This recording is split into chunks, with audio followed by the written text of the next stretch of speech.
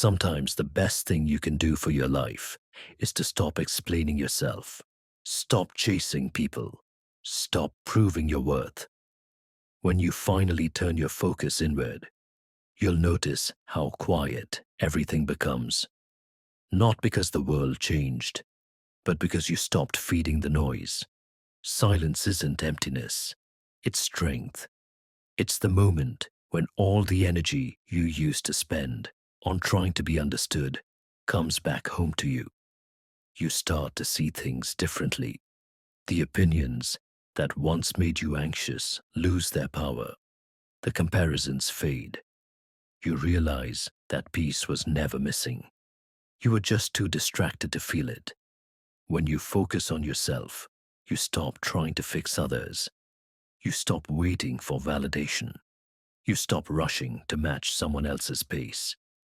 You start living at your own speed. Growth isn't loud.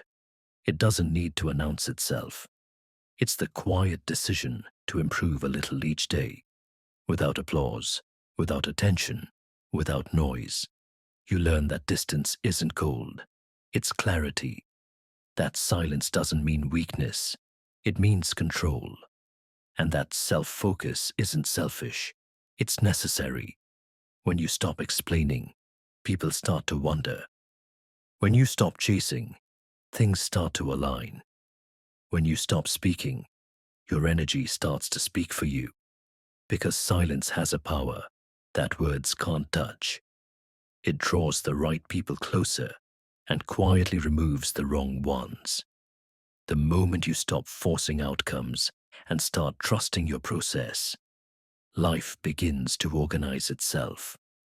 Things fall into place, not because you pushed them, but because you finally stopped getting in your own way.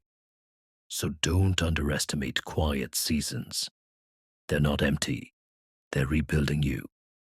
They're the moments when you gather strength, when you recharge, when you become unshakable.